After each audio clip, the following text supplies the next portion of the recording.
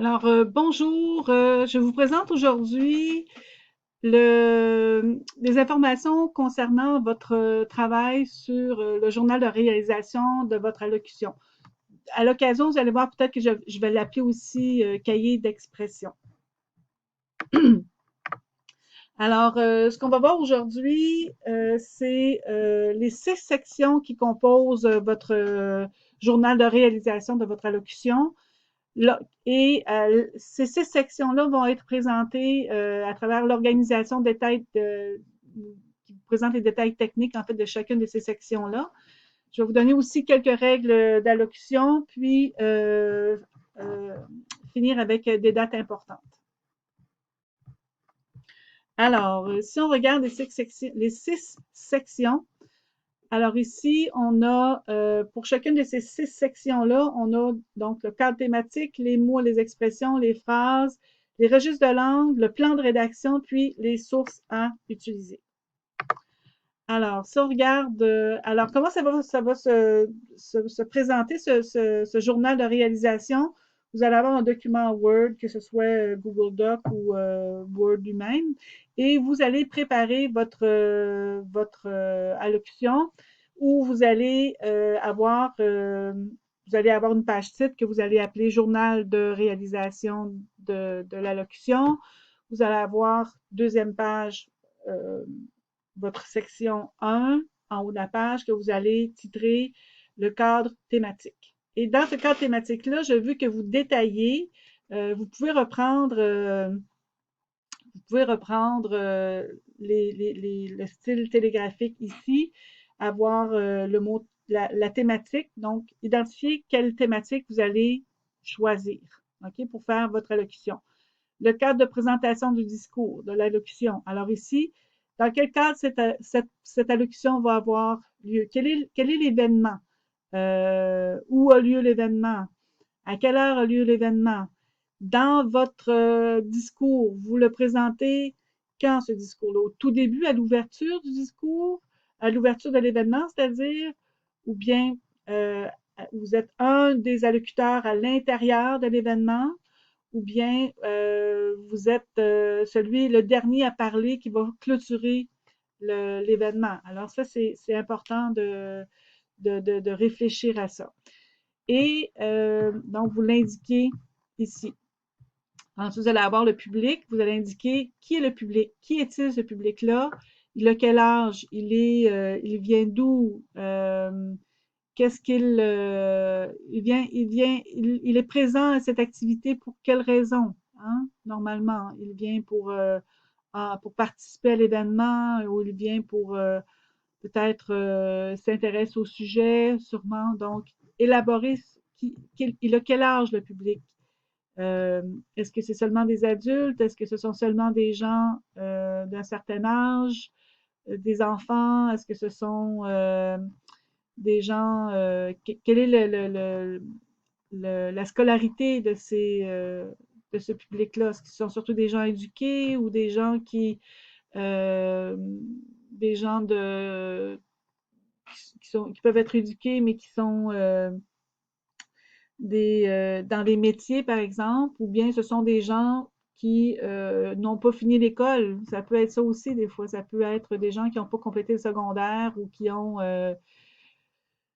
mais tout ça, ça va être en lien avec le cadre que vous aurez choisi qui va encadrer votre thématique. Et enfin, l'intention du discours. Vous faites cette allocution-là dans quel but? Quelle est votre intention? Vous voulez informer, vous voulez convaincre, vous voulez donner votre point de vue, vous voulez donc il va y avoir une fonction là, dominante dans votre intention du discours. OK? Donc, c'est important de penser à cette intention-là.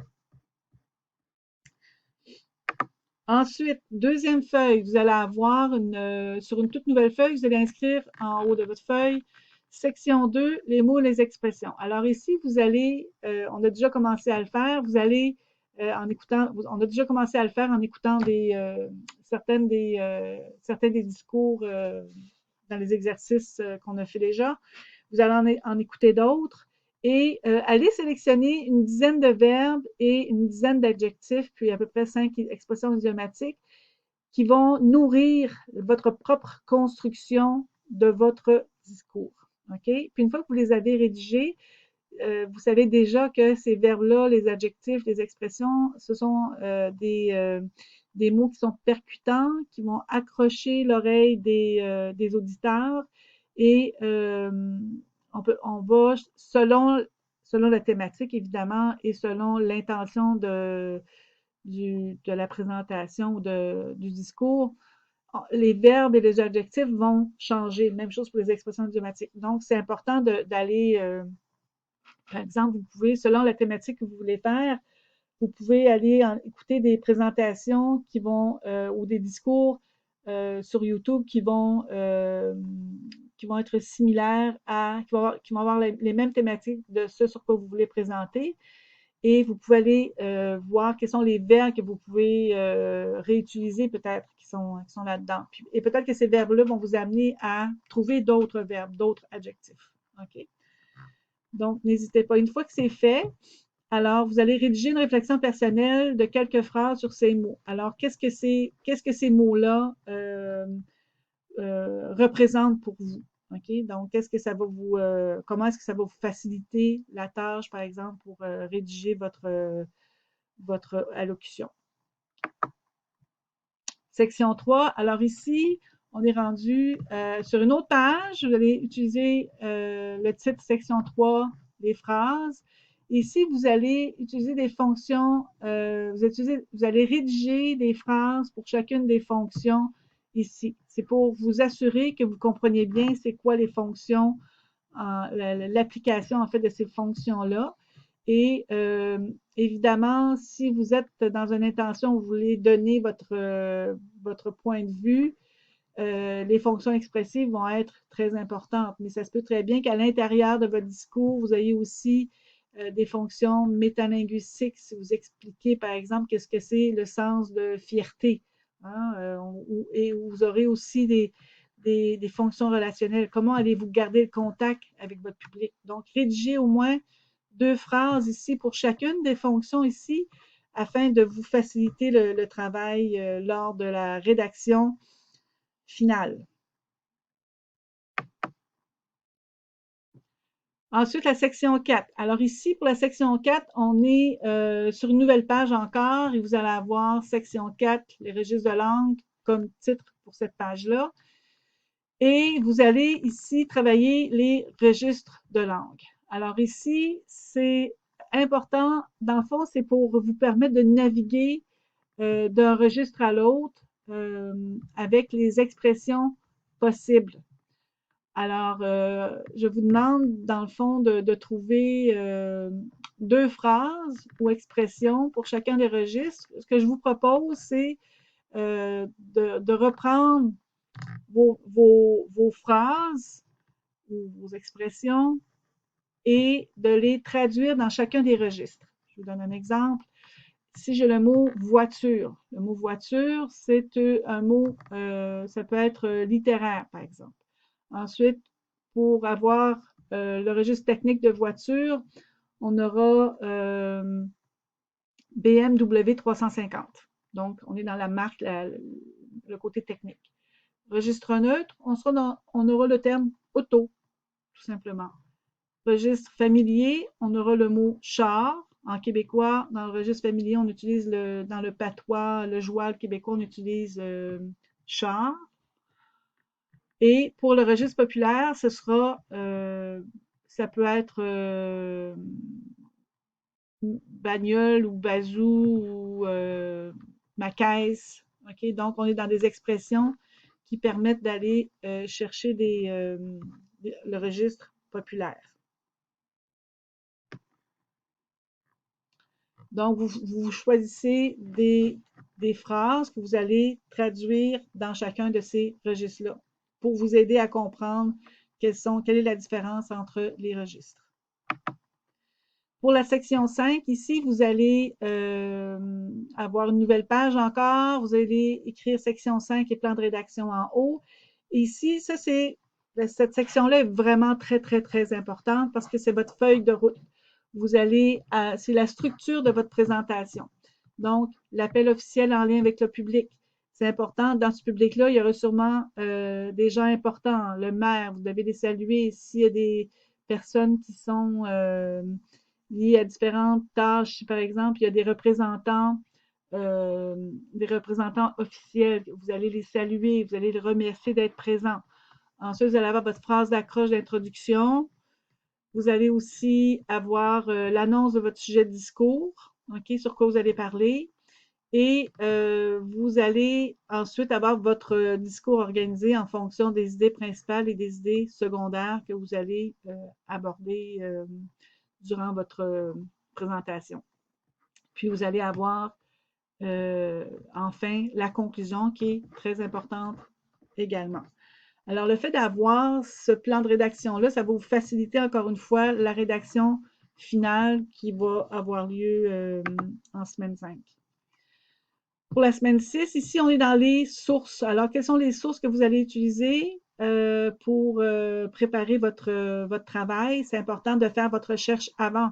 Donc, si vous avez, vous faites la liste de vos sources, vous notez vos sources, vous dressez la liste, vous utilisez le style APA pour créer cette liste-là. Et c'est important de noter dans votre liste tous les documents que vous allez utiliser pour structurer vos mots, vos expressions et vos phrases. Je vous donne quelques règles grammaticales du discours. Alors, c'est important d'utiliser un style qui est facilement compréhensible, c'est-à-dire que gardez en tête, le discours est entendu une fois, donc il faut que ce soit instantanément intelligible. Choisir des mots qui sont simples et concrets plutôt que complexes et abstraits. S'exprimer, c'est important de s'exprimer de manière personnelle et décontractée plutôt que personnelle et guindée. Employer des phrases qui sont actives, simples, plutôt que des phrases passives et des phrases complexes. Accorder dans vos phrases, ici, c'est les phrases sont courtes. Quand on parle de phrases simples, actives, ce sont des phrases courtes qui vont avoir du punch, plutôt que des phrases longues, qui vont s'étirer, qui vont être complexes, ça va perdre l'auditeur. Alors, également, garder une attention particulière à l'introduction et la conclusion, car ce sont ces deux parties qui vont déterminer l'efficacité de votre discours. Si elles sont absentes, vous allez perdre vos allocuteurs, vous allez perdre votre public, c'est ça. Donc, enfin, structurer le discours de manière cohérente, donc avec les différentes parties que j'ai mentionnées tout à l'heure, l'introduction qui contient l'accroche, le corps du discours qui contient la thèse à défendre et l'argumentaire qui l'accompagne, puis enfin, la conclusion qui va permettre de fixer le message chez les auditeurs et laisser une impression permanente. Je vous donne les dates importantes ici. Alors, on a la date de remise de votre journal de réalisation est le 5 octobre. C'est une semaine avant l'évaluation sommative. Donc, c'est important que ce soit fini avant pour pas que vous ayez à stresser lorsque va venir le temps de faire la rédaction en tant que telle. Vous allez déposer cette copie-là dans votre pigeonnier. Vous pouvez en garder une copie dans votre portfolio aussi pour pouvoir y accéder. Si vous le déposez dans le pigeonnier, vous pouvez toujours y réaccéder aussi. Ce qui est important aussi, donc, au moment où vous écoutez cette présentation-ci, c'est cette semaine que vous aurez besoin, donc la semaine 3, vous aurez besoin d'identifier votre sujet pour travailler votre allocution. Et donc, ce cahier sera aussi utilisé pour votre rédaction de discours, donc le 12 octobre, et ce sera votre guide personnel pour effectuer votre travail. Je vous donne quelques suggestions. Je vous propose, j'ai marqué 2 ici, mais je vous propose plutôt de compléter au moins 3 sections par semaine afin d'éviter le travail de dernière minute. Et en fait, si je vous fais faire ce journal de réalisation, c'est pour vous préparer justement en vue de l'évaluation sommative. Et pour la grille d'évaluation, il y aura des points qui sont attribués pour le texte et le cahier d'expression. Alors, c'est important de se soucier du contenu, de la forme et de la qualité de la langue qui sera évaluée dans les deux travaux. La grille d'évaluation, nous allons la travailler ensemble à la semaine 3, justement. Alors, vous aurez sûrement des questions. Je vous invite à les prendre en note, puis à venir les poser lorsqu'on sera de retour en classe. Merci beaucoup.